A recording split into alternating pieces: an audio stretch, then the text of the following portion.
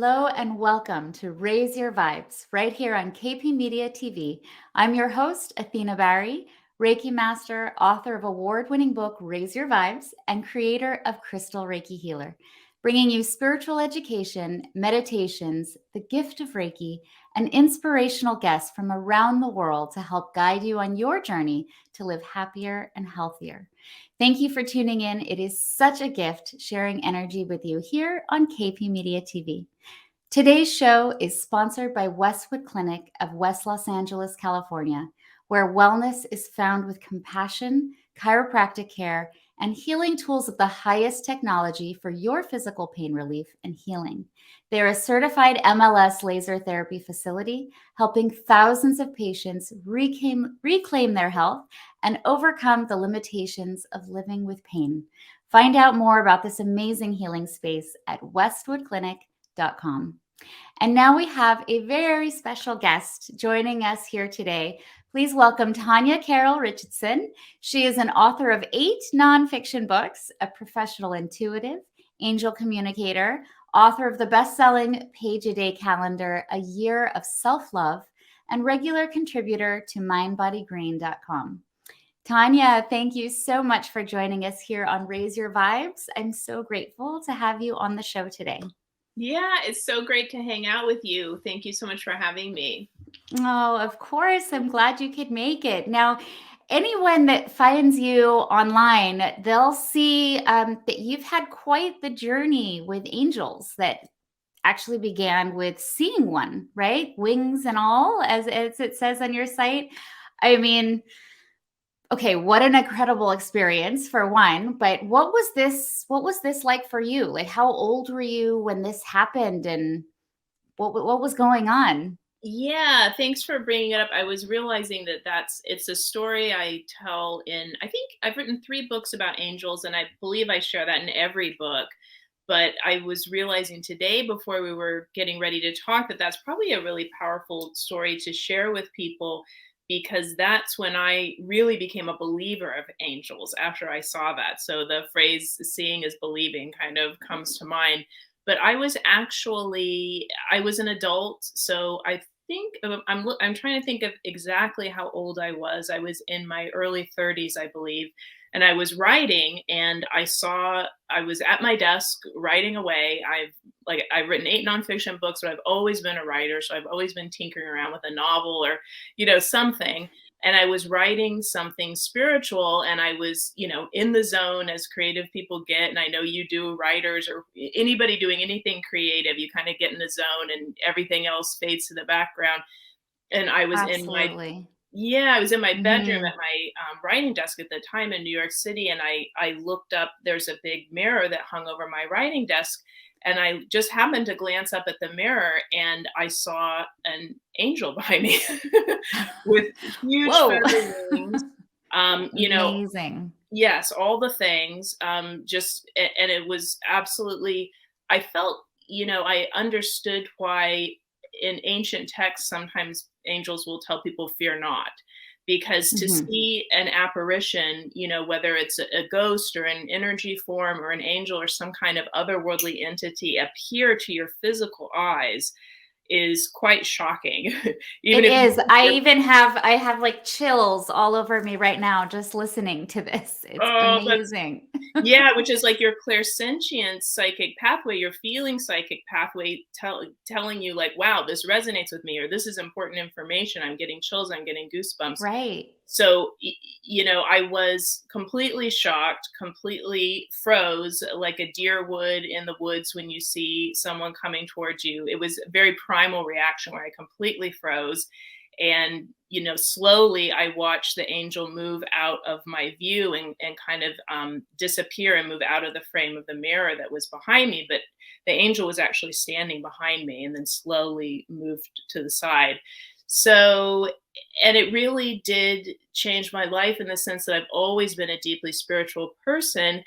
And angels were always, to me, something that I thought, that's wonderful if that exists, but I really have no proof of that. I don't know how I feel about that concept of angels. It sounds lovely, and I'm all for it. I'm all in.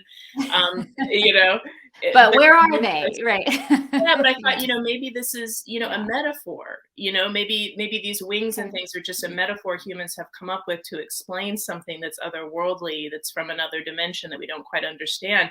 So when I saw the huge, powerful wings with all, the hundreds of feathers, and really the feeling I got was it just an immense sense of power coming off of this being.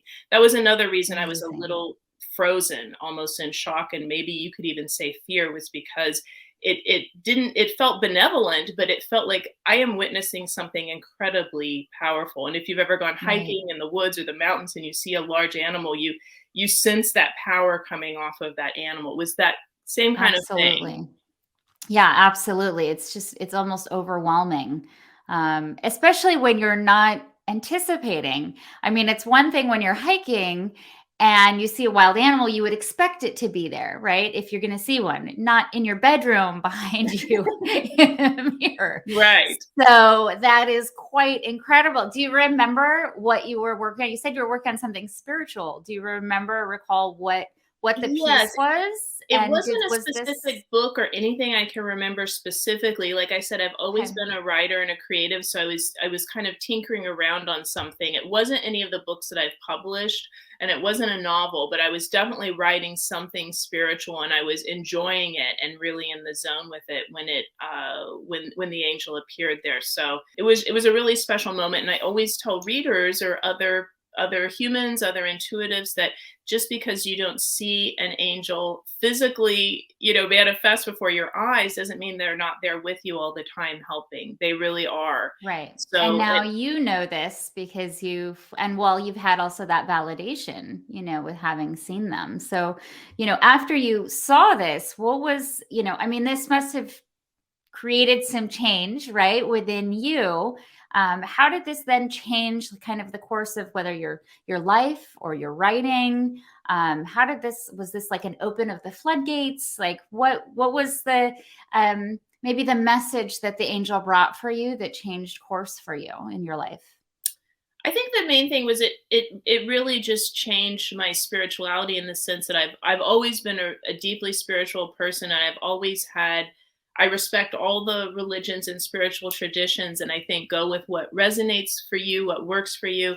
But for me, I was always kind of a very open person with spiritual traditions, and I like to study them or see, what is this saying? How can I take this and that?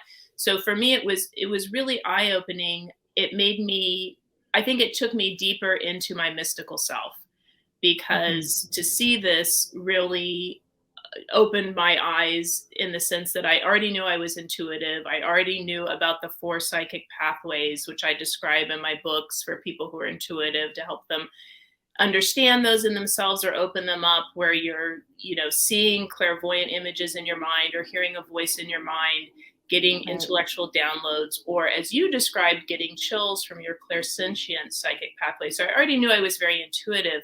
I think it deepened me into my mystical journey of, wow, if this is real and this is out there, what else is real and out there? What What what else else have I is not? going on?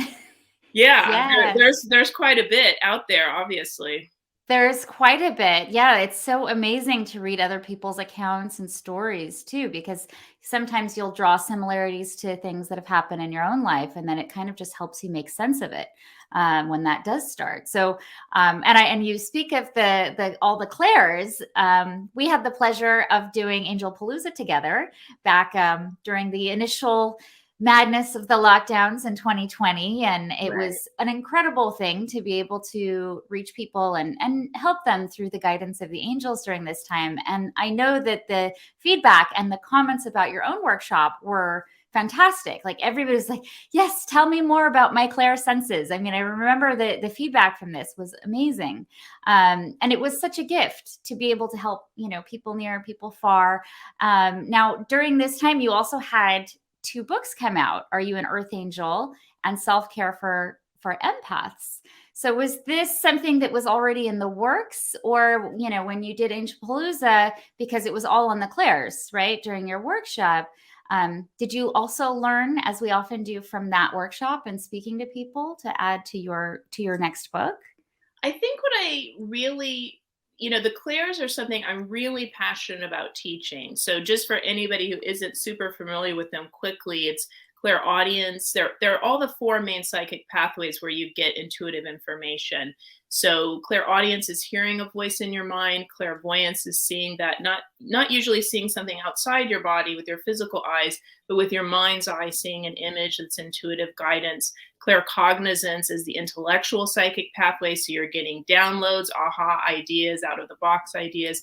And clairsentience is where you're feeling things, which empaths are very strong in, being able to feel energy and emotions, being more sensitive to physical stimuli, and getting intuitive hits through their physical senses. Right. So you can have any or all of those open, or the capacity for them. And I'm really passionate about teaching the four clairs always, because for me, it's just the building blocks of intuition, and it's really the basic foundations that helps you better understand your own intuitive system, and also Yes. maximize it, and help it grow, because sensitivity and intuition are not static. So even though you might have an intuitive makeup that's very original, and it's your own and it's unique to you, it can grow and expand and blossom over time, simply with practice, awareness, and knowledge. So your intuition doesn't necessarily have to stay where it is right now. Um, Absolutely. And how would somebody who is, starting on this path, because I know especially during the pandemic, everybody, which was one of the silver linings I always say, is that people started to really turn inward and tune in to these senses. But I get asked a lot as well, how do I work on this? How do I improve, these clear senses? How does somebody do that? Now, in your book, you have, I know, loads of activities and tools, which is so great. But for somebody who's just kind of starting, how would you guide them in exploring how to strengthen? And what does that mean when you're strengthening them? Like, you're more yeah. of the sense, or you just recognize it more? Well, I think both. It's interesting. And the book that you're talking about, I think that's best. Ooh, it's hard to get on the screen. Is Angel Yes. Intuition. If you're curious about intuition, I think that's my best book for that. If you were interested in getting one of my books, but I like to explain that I really do believe that everyone's intuitive system is unique, and unique for a reason. So everybody has a strong intuition. So just assume that, and know that you do have a strong innate intuition, and it's the way you were wired. I like to believe is the way you're wired for a reason, and it's slightly different for everyone. So I think that you can't necessarily open up not everyone can open up all the four clairs. So it might be that you will never experience clairaudience, in the same where you're hearing a voice in your mind that's telling you intuitive information. In the same way, you may never see a physical angel manifest in your bedroom. No, I You want know, that. No. that doesn't mean that you don't have angels around you helping, and that you can't reach out to them for even more support. And just because you don't have clairaudience doesn't mean you don't have this really great intuition that can strengthen. So I think it's important to simply learn about intuition, so you can tell how you're getting your intuitive hits, and kind of discern which clairs those are coming through.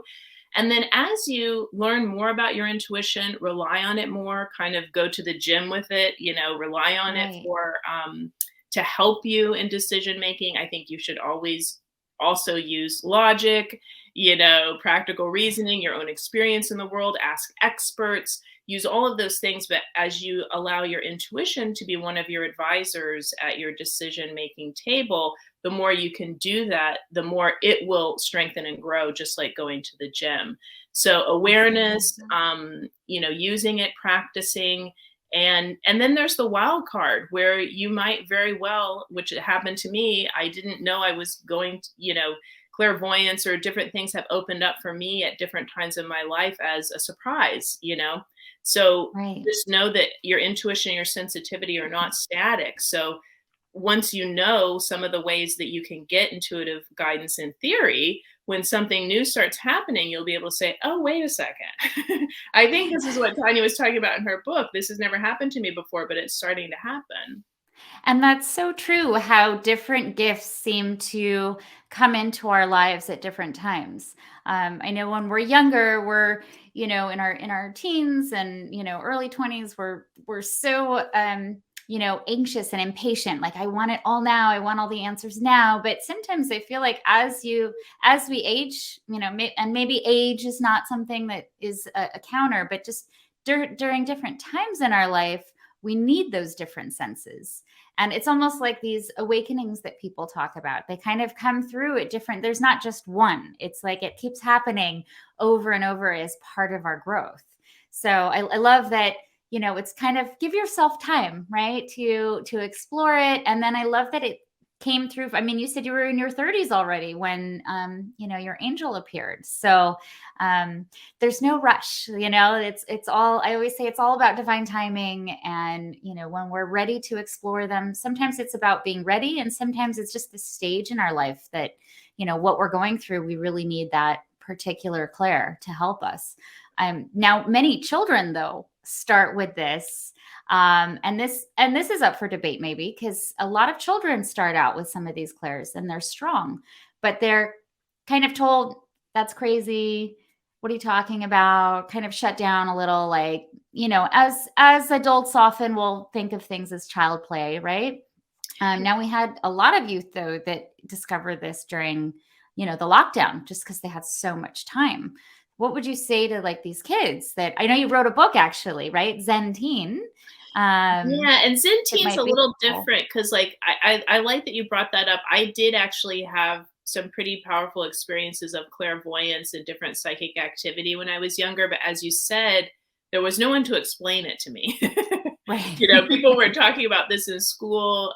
My mom wasn't into any of that kind of stuff. I didn't have a guardian that was into anything like that. So I would watch like PBS documentaries in the 80s about psychic institutes, trying to figure it out on my own when I I was love like it.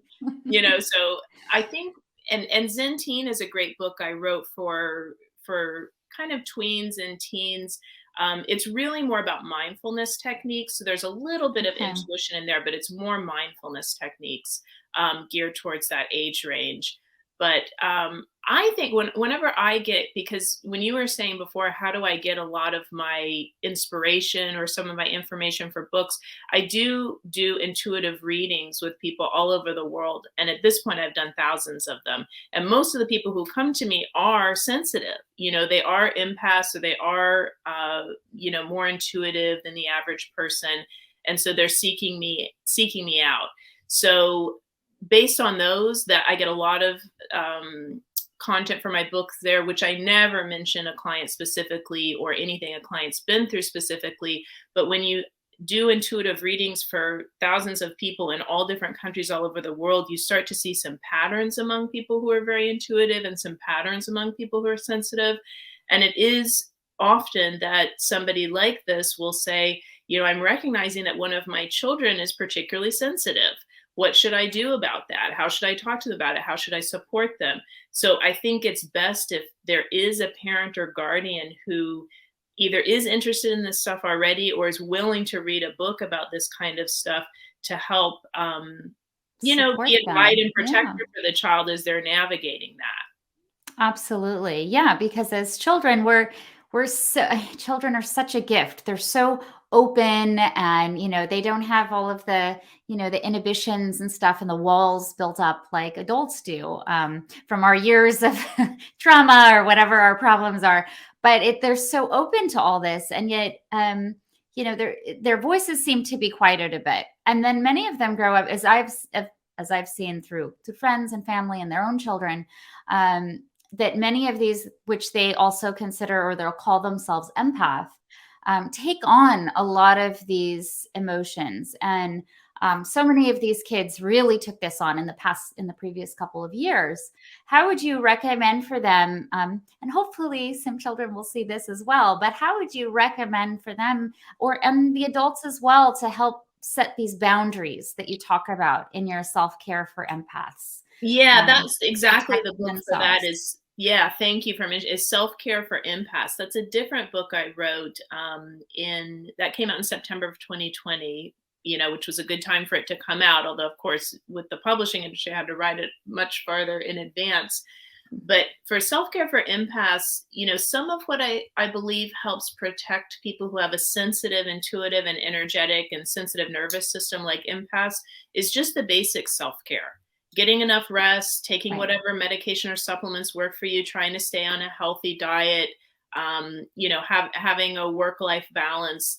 All of that stuff really helps protect your nervous system, and empaths have a more sensitive nervous system. So that stuff you Definitely. always hear is gold for empaths. And then beyond that, one thing that I really focused on in that book, there are 100 different things, 100 different suggestions. So there's other things, but one of the main themes in the book for me was trying to teach empaths the difference between absorbing and witnessing, and helping Right. them be able to mindfully choose what they want to do in the moment, which isn't a perfect science, but with practice you can become more enabled to mindfully choose, is this appropriate to absorb and feel with someone, because that's a very nourishing thing for empaths to do in general because they're wired to do it. So it Right. is very nourishing for them to do that when Yes. it's appropriate for them and it's appropriate to the situation and it's helpful for the other person. But then there's many times when they need to witness and observe instead. And by witnessing and observing, you can still offer support to other people, and you can also still get intuitive information coming in. I'm pointing to my head because I when you know. when you witness and observe it, Your crown. yeah, in the crown chakra, it engages your intellectual psychic pathway, which is claircognizance. So that's why I was pointing to my head. But that there's a lot of information and techniques in that book, Self Care for Empaths, to empower empaths to feel like they can have a choice about absorbing or observing. Which is so important. And then for those that are in their journey that I've spoken with quite a few that have a hard time recognizing what energy is their own and what energy they're picking up from someone else. And they'll ask me, is this mine or is this somebody else? And it's like, okay, well, what's happening in your life? So how would you advise them or show them kind of the way? I mean, definitely they should get your book. I think that'll be so helpful. Absolutely. Hands down. All of them, in fact. But how would you guide them? Like for those that haven't quite, they're kind of on that precipice where they haven't quite discovered or maybe they've grown up in an environment that's the spiritual stuff is considered this hoodoo voodoo, or it's just they come from a background that people around them are not open to this. How would you kind of support them and guide them to recognizing at least how to spot what's theirs and what they're taking on from someone else? Yeah, well, I think one thing that helps is another theme I talk about a lot in the book, which is something I call retreat and recover time. So, Mhm. because empaths are hyper perceptive, they're picking up on all the energy and emotions. They're even often more sensitive to physical stimuli like light and noise. They're just picking up on a Yes. lot. So, it's very easy for them at the end of the day to be overwhelmed and overstimulated, at least Right. mildly, which is normal and it's fine. And I think as a sensitive person, you can build up a higher threshold to stimulation. If you have a bunch of, really fun kids in your house, or you're in a busy office and, or you're a nurse in a busy hospital, it might initially be overwhelming. And then in time, your system rises to the occasion and you have a higher threshold for stimulation. But whatever your threshold for stimulation is, or wherever you fall on, say, the introvert extrovert spectrum, I think all empaths need retreat and recover time. That's where you pull back into a low stimulation setting. It doesn't have to be on your own, although I think empaths do really like alone time. It can Yes. just be a low stimulation where the kids and I are doing a puzzle and everybody's kind of quiet and chill. Or Right. it could be my partner and I, they're watching a movie on their earbuds. I'm reading a book, but we're here together. It's just very low stimulation and it's Right. calming, and that will calm your system and help you anchor into your own energy. And then if you can, no matter how busy you are, how many responsibilities you have, if you can get some retreat and recover time where you are alone, that really helps you anchor into your own energy. So I think the less you are burnt out and frazzled and overstimulated, which happens to all of us, but the more empaths are in that state of being burnt out and frazzled, it's much easier to go into someone else's energy and get confused when Right. you're already Yes. feeling burnt out and frazzled. So being able Yeah, it's to, like your guards are down and you're right, just open to everything.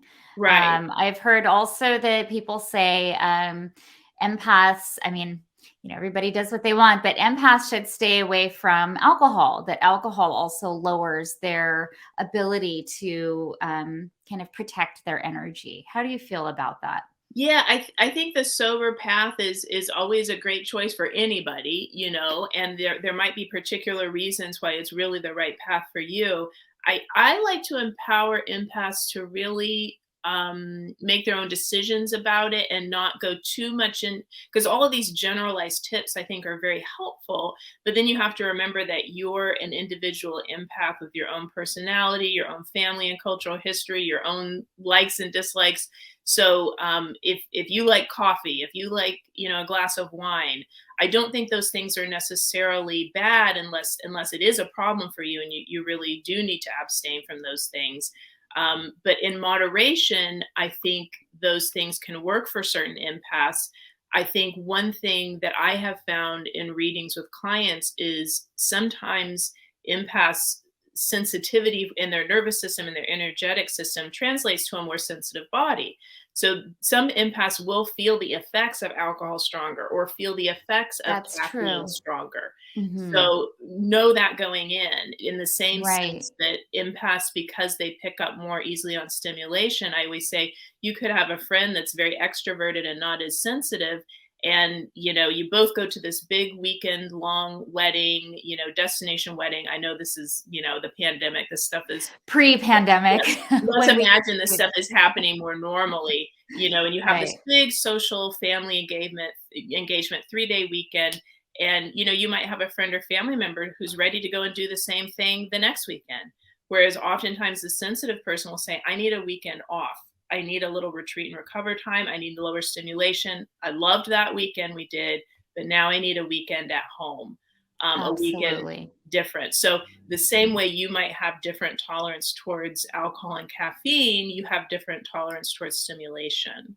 Absolutely love that. And I love that about how you mention, all these tips and everything that are out there are good and can be helpful, but um, also, just be wary and trust yourself and your own body and how you respond to things. And which is why I think it's so great you have like the mindfulness tools. I mean, growing up myself, I'm the oldest of seven. So my household was always crazy. It Very was like a stimulating. human zoo. I honestly don't even know how I ever had a phone conversation in that house, and I was on the phone all the time because I was always chatting, with my Sure. friends. Yeah. And it was, I once I had moved out and I came back for a visit, I was shocked at how loud it was, and I was like, wow. So I kind of developed from that, and I mean, couple things. One, I always thrive in chaos, as I say, Right. because it's just what I was used to. But then Right. I'm really good at good or whether it's a good thing or not, depending, if you speak to my husband about it, I have this way of like kind of tuning out what's around. So, like you were talking earlier, how we can go into our zone.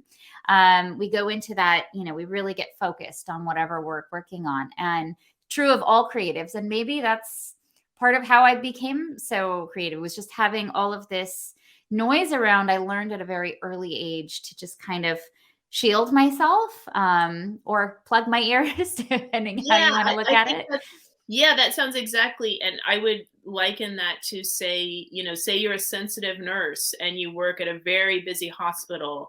Right, You will, or you're a teacher in a very busy public school. right. You will learn to tune certain things out.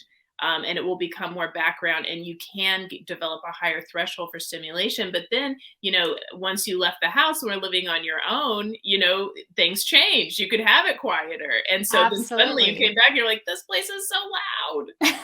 It was really like a shock. But it really, not in a bad way, just like, wow, how did I ever talk on the phone when I did this? And this is when I think, mindfulness practices became so important too. as you have, I know your book is meant and geared towards tweens and teens, but it's so important for everyone. And I think it really helps empaths because we have a moment to kind of really, still the mind and our bodies and those emotional senses that are firing maybe and becoming overwhelming or causing anxiety. It gives people a chance to kind of really just center, bring themselves back to center and to ground. What kind of mindfulness practices would you would you say is really helpful for an empath? Yeah, I think one thing that I recommend a lot to clients is meditation. Although I say that with a caveat, it doesn't have to be traditional meditation. So some people Agreed. really enjoy traditional meditation where you're in the lotus position, there's no music, there's no background noise, you're just being quiet, trying to quiet your mind, and they that really works well for them. What I always talk about is more being able to quiet your mind in different situations, which really just means having less thoughts. So I always say play with it like when you're at the grocery store. Tell yourself, this is going to be an exercise of trying to simply have less thoughts. So let me go through the grocery store aisles and just try and quiet my mind. Or while you're doing the dishes, let me just play with quieting Right. my mind now, simply having more space between my thoughts, less chatter.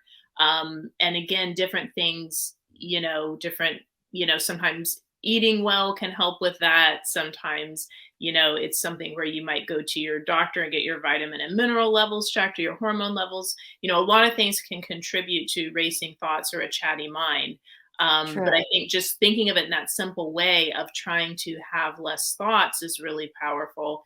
And also realizing that I think for empaths, when you do feel like your mind is racing, particularly even if you're somebody who has racing thoughts, when you have a day where you're like, wow, it is just racing and I can't get it to quiet or calm down, that's a sign you're really overstimulated. So take the Mhm. stimulation down in your environment, put on the calming music.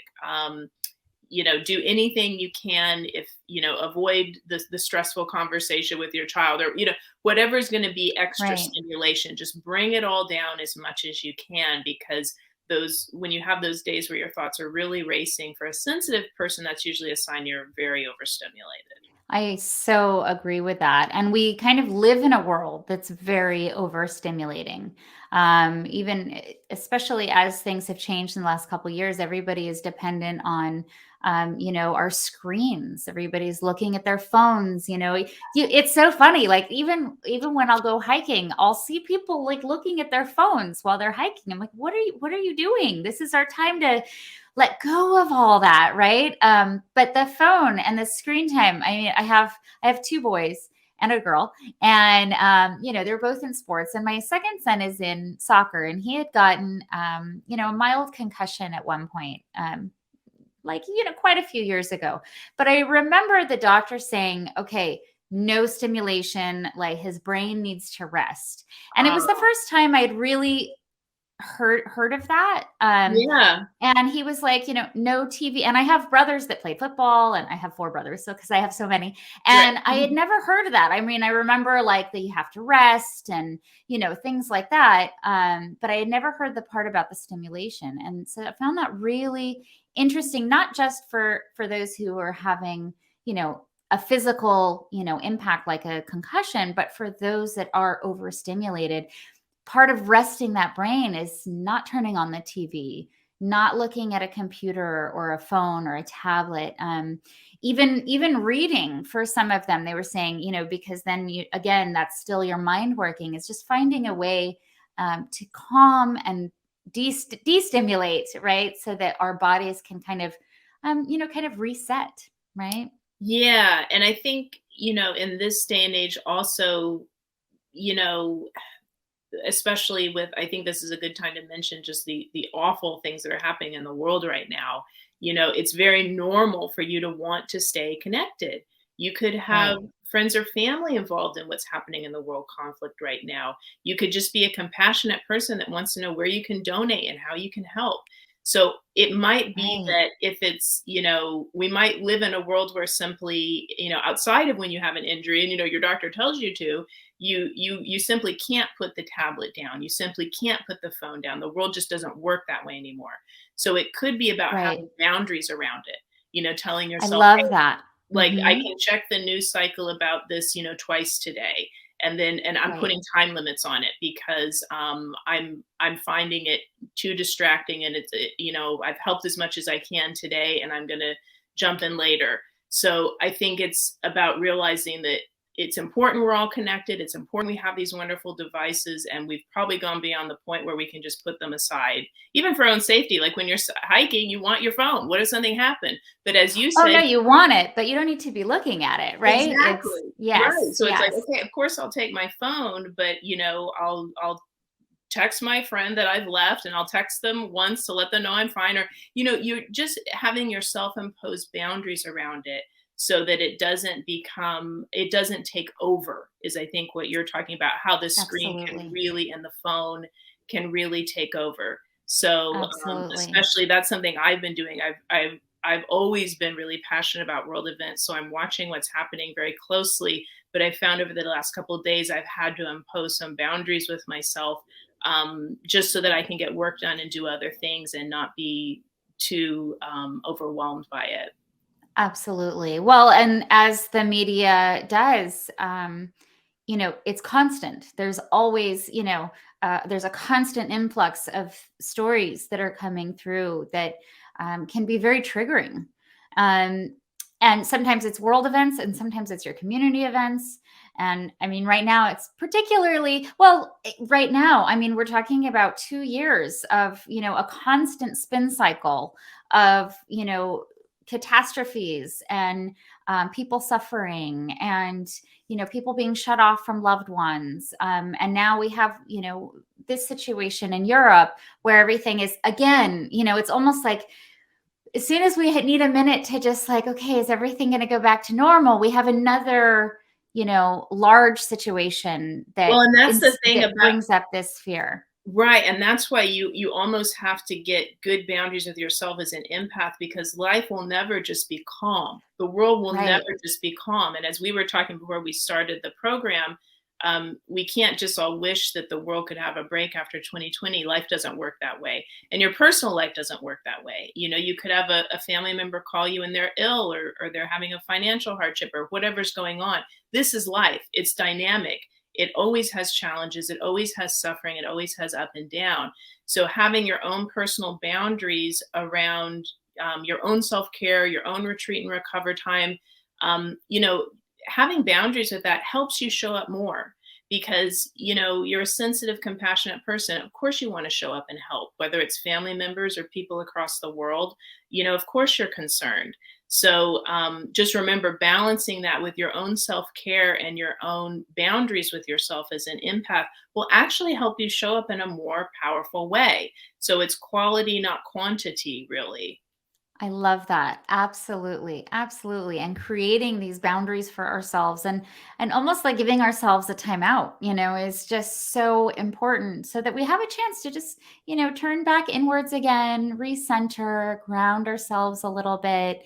That really helps so much. And when we're getting overstimulated or we're starting to spin over the things that are happening around us, because like you said, there's always going to be something. The world just doesn't work like that. Our personal lives don't work like that. Yeah. And it's not a bad thing, because every time some of these, start, whether it's personal or it's global, you're given an opportunity to also learn about yourself. So learn about your responses and grow from them. Sometimes you're too triggered and you recognize it, so for the next time you feel triggered, you can recognize and say, oh, okay, this is what's happening. I need to reset. I need to recharge, do some self-care. I really love that. So now for you, Tanya, as you're busy, you're writing all of your books, you're writing oracles cards, you're out there, your calendar, I'm sure that's like coming up now for the next one. Do you have, in the middle of all of your own personal, mayhem, do you have a morning ritual that you turn to, that you use, whether it's first thing when you wake up or when you're having your coffee, that just helps to set your day into the positive so you can continue, putting out your wonderful work and helping others on their own journey. Can you recommend, something, a wonderful morning ritual for our audience to help them raise their vibes? Yeah, that's a great question. I feel like it gives me the perfect entree to talk about the power of routine. I'm very passionate about routine for humans to help them ground their nervous system. And I'm, especially if things feel chaotic in your own life or chaotic in the world, or you're going through a transition, or for any reason you're just feeling a little more up here. Routine is incredibly grounding and stabilizing to the human nervous system. So, of course, it is for empaths as well. This is why people will put babies and young children on routines, because they are Yes. calmer and easier to control when they're on their routine. That's why parents will be like, "No, she has to go down at 12:30, Yes. and the bottle It's has to have bedtime. milk too." That's You know, so absolutely. it's the same with adults. So really, what I think most nourishes and grounds me throughout the day is a routine. you know um Putting on my lovely sacred music. I love stuff like Enya or Celtic music, putting that on first thing Oh, in the morning, and just making my same. bed, just getting my French press going, going and sitting in the garden, having a cup of coffee by myself. But it's very routine and almost clockwork. But I'm a real big believer in routine. So I think that's really my ritual throughout the day, is my routine. I love that. I love that. And sitting outside and having a coffee in the garden, I'm ready for that right now. Right. Yes. Well, yeah, and I When live I oh, I was do just gonna say, I my live in a own, I warmer part of yes. the world where I can do that, and you in California can do that, so we're lucky. We are so blessed in that sense. Yes, that I mean, especially here in California, you can step out almost just about any time of the year. I mean, we barely even get rain, so Right. which is not necessarily a good thing because then everything gets dry, but we love to have that outdoor time over here. And for those that, live in a colder part where it's harder, how would you recommend to them to like have that bit of outdoor time and grounding, and just so that they can kind of, step outside the walls a little bit, right, of their home? Yeah, that's a great question. Well, I lived in New York City for 20 years in Manhattan, so I'm very familiar with blustery weather. And that is something that happens in colder climates, where you feel a bit caged in by the weather. So one thing I was lucky that I had a lot of safe parks near me, and so I would really bundle up. I had all the layers and all the things New Yorkers have, and I would bundle up and take a beautiful walk to see the snow all frozen in the branches. It's just so gorgeous. But also, there was a little coffee shop restaurant right by my apartment that had huge windows. It was almost like the walls were just these huge windows. So you could literally sit in the warmth with a cup of, chai tea and watch the snowfall. So I would always go there a lot in the winter. So I think just if you can't go outside, being somewhere where you can sit by a window and see it can feel just as Helps. good. Also, have playing nature sounds Absolutely. in your Mhm. ears, or even watching a great documentary or a movie that's set in a nature setting can bring on all the naturey feels, even though it's just Absolutely. seeing it on a screen again, sometimes that really helps. Sometimes that does really help and connect us, and then you learn something about the animals too, which is always kind of nice too. So I Right. love it. So tell us, Tanya, how can people find your books, find your work? If they've got a teen that's going through things and needs some mindfulness, or they're an empath, and or just want to learn more about angels, or even having a reading with you, how would people find you and get in touch? Yeah, you can find everything on my website, which is you can go one of two places, takes you to the same place, Tanya Blessings or Tanya Richardson. They both go to the same website on the web. Also, you can find all of my books at Amazon or Barnes and Noble if you just search Tanya Carroll Richardson. And as far as readings, I had to make the decision in February, earlier this month, that I couldn't take on any new clients, because I've done so many readings at this point that people come back to me. So I'm booked out until the Sure. summer right now. And I was just like, oh, it's too long to make people wait. So you can check my website a couple times throughout the year. I'll be making an announcement if I can take new clients again. So you're always free to go to that readings tab of my website and see. If you do go to the website, I also have a free newsletter I send out once a month. And so I'll always share my stories I do for Mind Body Green on that. So if you want to sign up for the free newsletter, that's a great way to just get some free content every month. I love it. That's wonderful. Well, it has been such a gift to share energy with you today. Thank you so much for being a part of Raise Your Vibes and elevating the vibration for all of us near and far. It has been such a gift to connect with you today. And I loved having you as a guest on here and teaching us about angels and our empath qualities. Thank you so much for joining us. Yeah, it was so lovely. I was so happy to hang out with you again. You're always fun to hang out with. So thank you for having me. Thank you for that. Yeah, it was so nice to reconnect after doing the workshop back in the day. And now we actually get to connect even more than then. So this is so Right. much fun. So I'm sure our circles will cross paths again. And I'm so glad they have. And I'm so grateful we've been able to share a moment. So thank you for doing it here on Raise Your Vibes. We are all connected, and when you vibe higher, everyone around you will too. So I love that we get to raise the vibes together. And you can learn more about how Reiki can create positive changes for your life at crystalreikihealer.com. And to begin with our Reiju blessing, this sacred blessing is for your highest good. So whether you're in the car or you're at home or simply with your intention to accept this positive healing vibration, please go ahead and just rest easy and enjoy.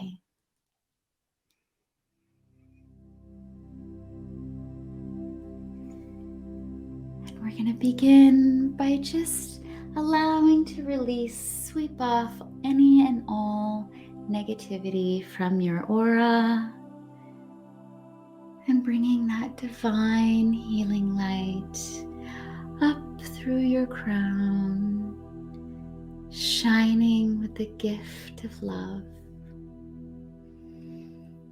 and to your mind's eye, channeling that beautiful energy of love, releasing any stresses or worries. And over your ears, that everything you hear be from a place of love. And shining that beautiful healing energy of Reiki through your third eye, shining its beautiful light that you find clarity, peace of mind, and rest at ease. And over your mouth, that everything you say be from a place of love. And to your throat, that everything you communicate, everything you speak, you hear, you see, be from a place of love. And over your heart center, that your heart fills with the beautiful energy of Reiki and love, that it shines out through your whole being, out into the world, raising our vibration.